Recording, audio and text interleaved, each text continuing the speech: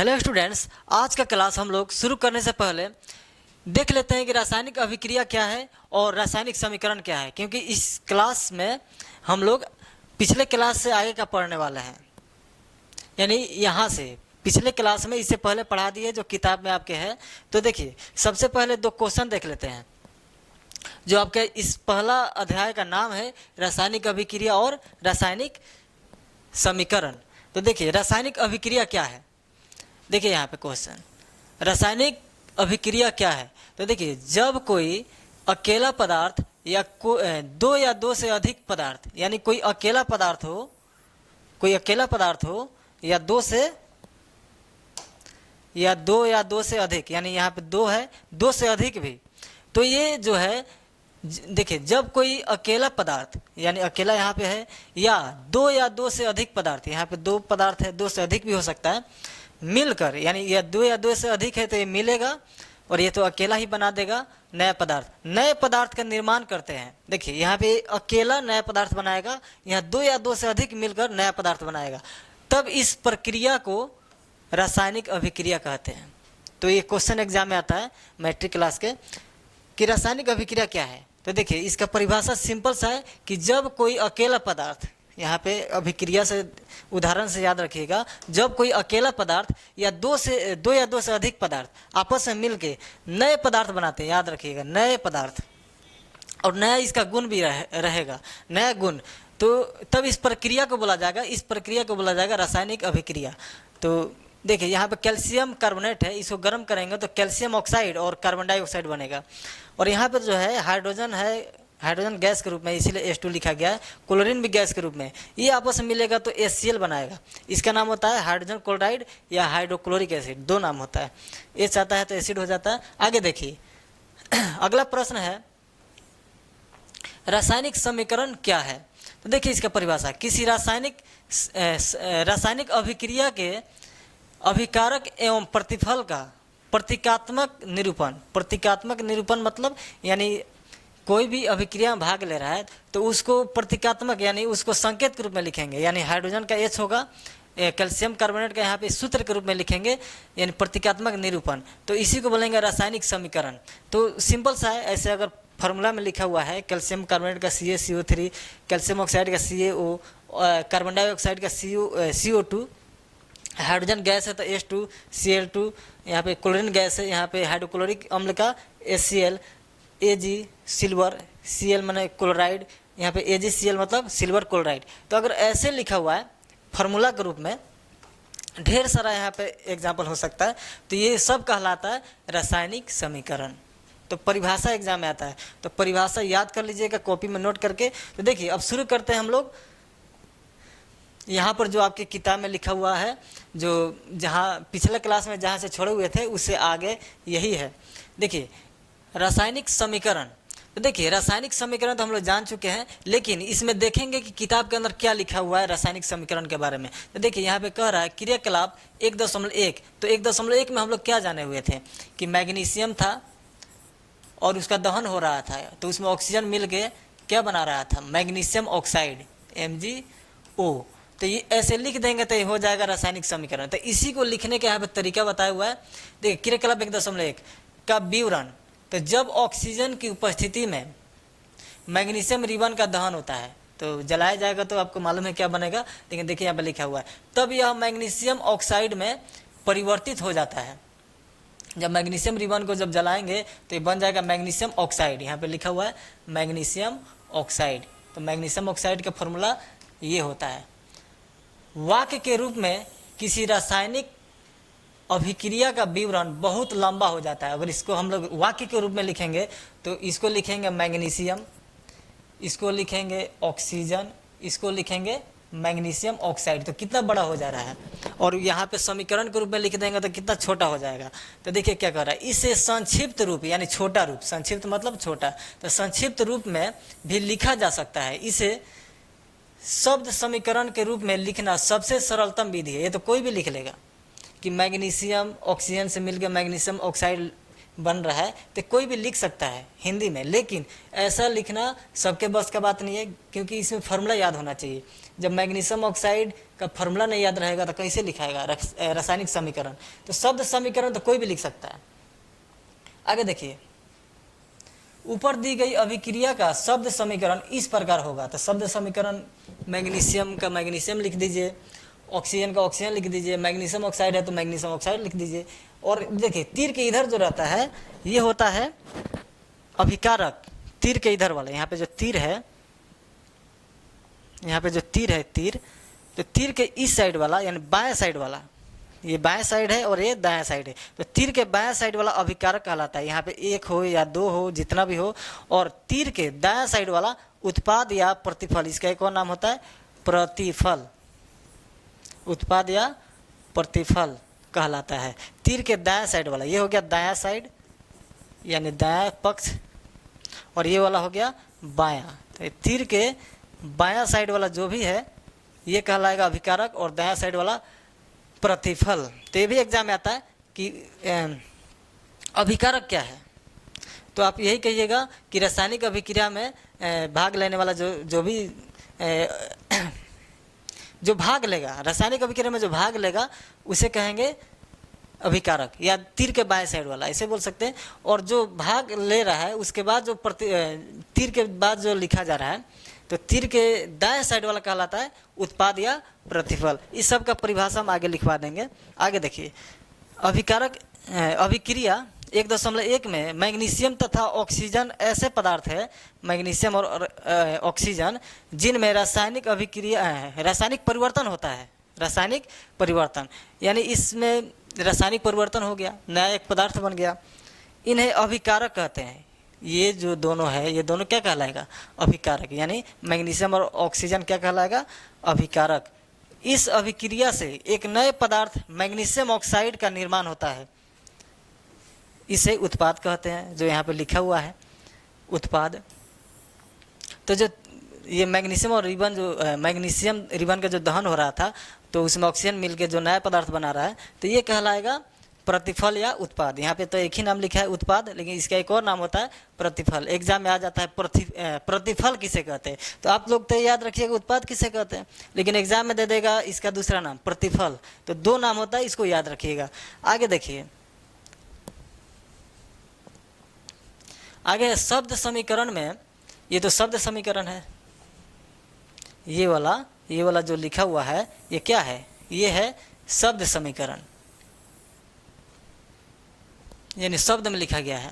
तो शब्द समीकरण में अभिकारकों के उत्पाद में परिवर्तन को उनके मध्य एक तीर का निशान लगाकर दर्शाया जाता है। देखिए यहाँ पे तीर का निशान से दर्शाया गया है, यहाँ पे क्या है, तीर का निशान।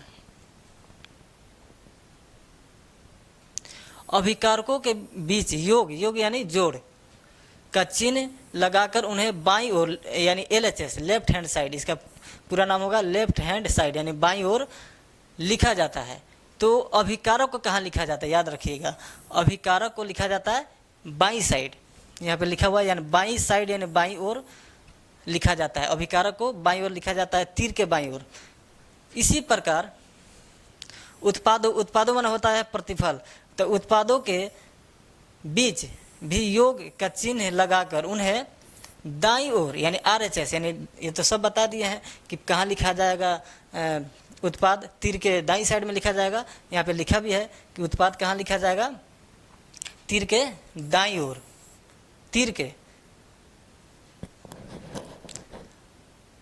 दाईं ओर, और उसके बीच में प्लस का चिन्ह दिया जाएगा। यानी मान लीजिए यहाँ पर मान लीजिए, यहाँ पे मान लीजिए कि अकेला है, लेकिन इसके पहले बताए हुए थे, जैसे मान लीजिए यहाँ पे 2 है, ये भी तो उत्पाद कहलाएगा ना, ये भी उत्पाद कहलाएगा। तो यहाँ पे अगर 2 है तो बीच में क्या चिन्ह दिया जाएगा, प्लस।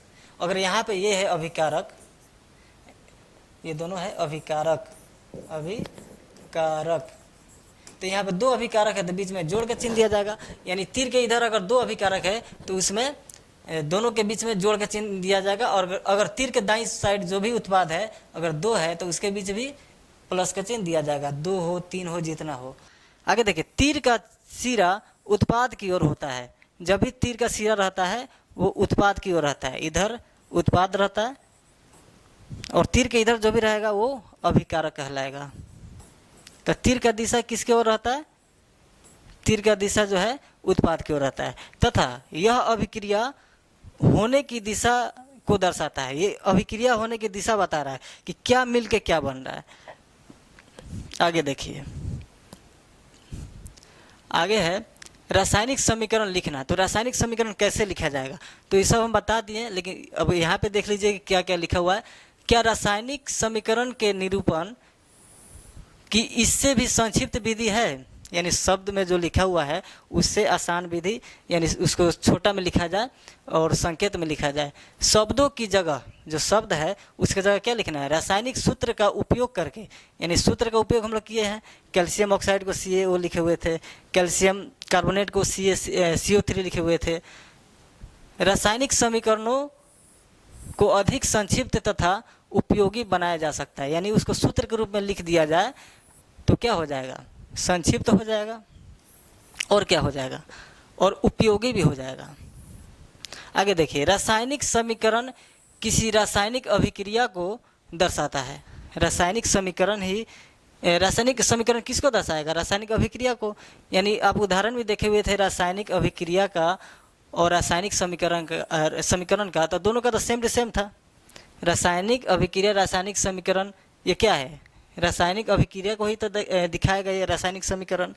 आगे देखिए, हाँ, लेकिन रासायनिक अभिक्रिया को हम लोग शब्द में भी लिख सकते हैं और सूत्र के रूप में भी लिख सकते हैं। तो सूत्र के रूप में लिखेंगे तभी कहलाएगा रासायनिक समीकरण। आगे देखिए, यदि आप मैग्नीशियम ऑक्सीजन तथा मैग्नीशियम ऑक्साइड के सूत्रों का स्मरण करें तो उपरोक्त शब्द समीकरण इस प्रकार लिखा जा सकता है, जो हम लिख भी दिए थे। जो मैग्नीशियम जो लिखा हुआ था उसको सूत्र में लिखिए, संकेत में लिखिए, सूत्र में लिखिए। यहाँ मैग्नीशियम ऑक्साइड है, सूत्र में लिखिए। तो ये शॉर्टकट हो गया, संक्षिप्त हो गया। इसी को बोला जाता है संक्षिप्त, यानी शॉर्टकट में लिखा गया। आगे देखिए, आगे लिखा हुआ है, तीर के निशान के बाईं और दाईं ओर के तत्वों के परमाणुओं की संख्या की गिनती कर उनकी तुलना करें। देखिए, यहाँ पे तुलना करना है। इधर मैग्नीशियम कितना है? तो 1 है। यहाँ पे मैग्नीशियम 1 है, यहाँ भी मैग्नीशियम कितना है? तो 1 है। ऑक्सीजन इधर कितना है? तो 2 है। इधर ऑक्सीजन कितना है? 1 है। तो ऑक्सीजन बराबर नहीं है। तो देखिए, तो बराबर नहीं है तो क्या बोला जाएगा, और बराबर रहेगा तो क्या बोला जाएगा? तो देखिए क्या लिखा है, क्या दोनों ओर तत्वों के परमाणुओं की संख्या समान है? देखिए, तत्व जैसे ऑक्सीजन हो गया, और ऑक्सीजन का परमाणु जो होता है कहीं 2 रहता है, कहीं 1 रहता है। तो वही कह रहा है परमाणुओं की संख्या समान है। यदि है तो समीकरण संतुलित है। अगर बराबर है दोनों बगल, तीर के इधर और उधर, बाईं साइड और दाईं साइड, यानी बाईं ओर और दाईं ओर, अगर दोनों जगह जो है ये मैग्नीशियम बराबर यहाँ पे था, ऑक्सीजन बराबर नहीं है, यहाँ 2 है, यहाँ पे 1 है, तो ये बराबर नहीं है, तो इसको क्या बोलेंगे? असंतुलित। अगर बराबर रहता तो बोलते हैं हम लोग संतुलित। कह रहा है यहाँ पे कि यदि है अगर बराबर, यानी संतुलित। अगर मान लीजिए संख्या बराबर है किसका? परमाणुओं की संख्या अगर समान है, समान माने बराबर, तो समीकरण क्या कहलाएगा? संतुलित। आगे देखिए, यदि नहीं, यानी बराबर अगर नहीं है तो समीकरण असंतुलित है। यानी बराबर नहीं है तो क्या है? असंतुलित। क्योंकि समीकरण के दोनों ओर का द्रव्यमान बराबर नहीं है, यानी दोनों बगल बराबर नहीं है। किसी अभिक्रिया का ऐसा रासायनिक समीकरण ढांचा रासायनिक समीकरण कहलाता है। इसको याद रखिएगा। अगर बराबर नहीं है तो उसको क्या बोलेंगे? ढांचा रासायनिक समीकरण। इस प्रकार समीकरण 1.2 जो है, यही समीकरण है 1.2, ये वाला जो आपके किताब में है, देख लीजिएगा। मैग्नीशियम के वायु में जलाने का ढांचा समीकरण है। ये जो मैग्नीशियम वायु में जो जलाए हुए थे उसी का ना समीकरण है। तो उसका एक कैसा समीकरण है? तो ढांचा समीकरण, क्योंकि संतुलित नहीं है। आगे देखिए, इसको संतुलित किया होगा तो देखिए उसका संतुलित करने का कुछ महत्व होता है। तो देखिए क्यों संतुलित किया जाता है वो यहाँ पे समझा रहा है। संतुलित रासायनिक समीकरण का महत्व, यानी क्या क्या जरूरी है संतुलित करने का। तो देखिए, आपको द्रव्यमान के संरक्षण का नियम स्मरण होगा, यानी आपको पता होगा द्रव्यमान के संरक्षण का नियम, यानी तीर के दोनों ओर जो है द्रव्यमान बराबर होना चाहिए, जिसका आपने 9वीं कक्षा में अध्ययन किया था। यानी पिछले क्लास में 9th क्लास में भी थोड़ा बहुत तो आदमी जानते रहता है इस चीज़ के बारे में कि जैसे समीकरण को संतुलित करना 9वीं क्लास में बच्चा जान लेता है। अगर आप लोग नहीं जानते तो अभी देख लीजिए। किसी भी रासायनिक समीकरण जो है संतुलित करना, इसका हम स्पेशल एक क्लास भी लेके आएंगे अगले क्लास में, और इसमें भी थोड़ा सा बता देंगे, इसी में सीख लीजिएगा आप लोग इसी क्लास में। तो किसी भी रासायनिक अभिक्रिया में द्रव्यमान का न तो निर्माण होता है न ही विनाश, यानी द्रव्यमान का ना विनाश होगा और ना फिर उसमें कहीं से ऐड हो जाएगा, ना नया निर्माण होगा और ना उसका विनाश होगा। आगे देखिए, यानी मान लीजिए कि अगर अभिक्रिया है तो मैग्नीशियम है, ऑक्सीजन है और कुछ नया पदार्थ बन रहा है, तो इधर मैग्नीशियम ऑक्सीजन रहेगा, कोई और नहीं रहेगा। अगर तीर के बाईं ओर अगर मैग्नीशियम है, देखिए यहाँ पे, देखिए अगर यहाँ पे मैग्नीशियम है, यहाँ पे ऑक्सीजन है, तो यहाँ मैग्नीशियम ऑक्सीजन ही रहेगा, कोई और नहीं आएगा। यहाँ क्लोरीन हाइड्रोजन ऐसे नहीं आने वाला है, यही चीज़ बता रहा है। अर्थात किसी भी रासायनिक अभिक्रिया के उत्पाद तत्वों का कुल द्रव्यमान अभिकारक तत्वों के कुल द्रव्यमान के बराबर होता है। यानी जो भी अभिक्रिया में जो उत्पाद होता है उसका कुल द्रव्यमान किसके बराबर होता है? तो अभिकारक, जो अभिकारक होता है उसका कुल द्रव्यमान के बराबर होता है। आगे देखिए, दूसरे शब्दों में रासायनिक अभिक्रिया के पहले एवं उसके पश्चात यानी उसके बाद प्रत्येक तत्व के परमाणुओं की संख्या समान रहती है। इसीलिए, लेकिन यही जरूरी है संतुलित करने के लिए, इसीलिए ज़रूरी है क्योंकि दोनों बगल क्या होना चाहिए? संख्या बराबर, किसका? परमाणु की संख्या। तो अगर बराबर नहीं रहेगा तो द्रव्यमान के संरक्षण का नियम का पालन नहीं करेगा। अब बराबर है तो द्रव्यमान के संरक्षण का नियम का पालन करेगा, इसीलिए संतुलित करना जरूरी रहता है। इसलिए हमें कंकाली समीकरण को संतुलित करना आवश्यक है। द्रव्यमान के संरक्षण के नियम का पालन करने के लिए हम लोगों को क्या जरूरी है? कंकाली समीकरण, उसी को कंकाली समीकरण बोल रहा है। जो समीकरण में जो लिखा हुआ है जैसे Mg+O2 या तीर मार के MgO और बराबर नहीं है तो उसी को बोला जाता है कंकाली समीकरण। कंकाली समीकरण कौन है? यही है कंकाली समीकरण, यानी बराबर नहीं है तो उसको संतुलित करना आवश्यक है। क्या रासायनिक समीकरण 1.2 जो है संतुलित है? तो वो तो नहीं है। आइए हम रासायनिक समीकरण को चरणबद्ध संतुलित करना सीखें। तो आप लोग हम करना सिखा दे रहे हैं संतुलित। देखिए Mg वाला को अलग से बता दे रहे हैं। जैसे Mg है, यहाँ O2 है और यहाँ पे MgO है। तो आप लोग देखिए यहाँ पे Mg 1 है, यहाँ पे Mg 1 है, ठीक है, बराबर है। ऑक्सीजन यहाँ पे 2 है, ऑक्सीजन यहाँ पे 2 है, यहाँ पे ऑक्सीजन 1 है। तो यहाँ पर इसको 2 करने के लिए, इस ऑक्सीजन को 2 करने के लिए यहाँ पे 2 लिखेंगे। यहाँ पे 2 लिखेंगे तो ऑक्सीजन तो 2 हो गया, लेकिन यहाँ पर ऑक्सीजन 2 है, ठीक है, Mg 2 है, Mg यहाँ पे 1 है, यहाँ पे Mg भी 2 हो गया। ऑक्सीजन तो 2 हो ही गया, Mg भी 2 हो गया, तो यहाँ पर ऑक्सीजन ठीक है बराबर होगा, लेकिन मैग्नीशियम यहाँ 2 हो गया तो यहाँ 2 लिखना होगा। और देखिए ये तो एग्जाम्पल हम बता दिए जो Mg वाला था। अब यहाँ पे आपके लिखा हुआ है क्रियाकलाप 1.3 में, 1.3 में यही था जिंक सल्फ्यूरिक अम्ल। तो कह रहा है क्रियाकलाप 1.3 के शब्द समीकरण को इस प्रकार दर्शाया जा सकता है। तो शब्द समीकरण लिखा जाएगा तो आप लोगों को पता होगा, पिछले क्लास में जो पढ़ाए थे, अगर दिमाग में होगा तो। जो नए हैं पिछले क्लास को देख लीजिएगा। तो देखिए इसमें जिंक और सल्फ्यूरिक अम्ल मिलके जिंक सल्फेट और हाइड्रोजन गैस बना रहा था। तो ये तो हो गया शब्द समीकरण। अब कह रहा है उपरोक्त शब्द समीकरण को निम्नलिखित रासायनिक समीकरण से दर्शाया जा सकता है। यानी शब्द समीकरण को ऐसे रासायनिक समीकरण में लिखा जा सकता है। जिंक को Zn, सल्फ्यूरिक अम्ल को H2SO4, जिंक सल्फेट को ZnSO4, हाइड्रोजन को H2। अब इसको संतुलित करना है तो लिखा हुआ, आइए समीकरण 1.3 में तीर के निशान के दोनों ओर के तत्वों के परमाणुओं की संख्या की तुलना करें। तो सबसे पहले तुलना करना है, इसको हम फिर से लिख दे रहे हैं।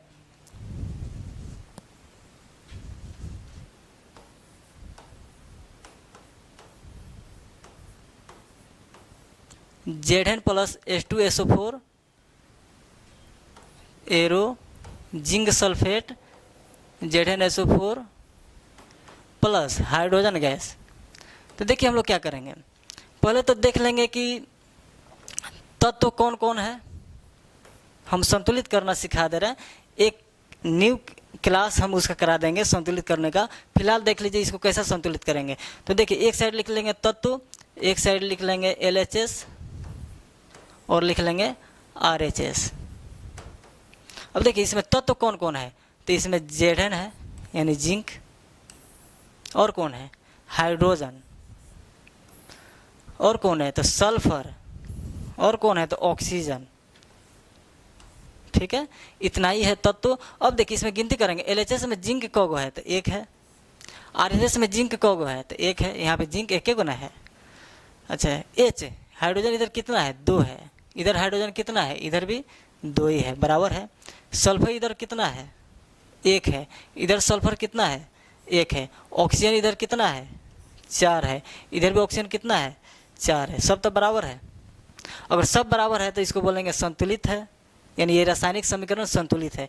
तो न्यू क्लास में अगर यहाँ पे कुछ ऐसा रहता जो संतुलित यहाँ पे नहीं रहता, जैसे मान लीजिए यहाँ पे 2 है, ठीक है, यहाँ पे अगर मान लीजिए 3 रहता, यहाँ पे 2 रहता तो बराबर नहीं है। तो अगर ऐसा रहता तो इसको कैसे संतुलित करेंगे वो हम नेक्स्ट क्लास में आप लोगों को बताएंगे। तो इस चैनल को आप लोग सब्सक्राइब करके रखिएगा, क्योंकि नेक्स्ट जो क्लास होगा बहुत इंपॉर्टेंट होने वाला है, क्योंकि उसमें से एग्जाम में हर साल आता ही है। देखिए अगला क्लास जो होगा संतुलित समीकरण करना सिखाएंगे। संतुलित समीकरण जो होता है इसको हम लोग करना सीखेंगे।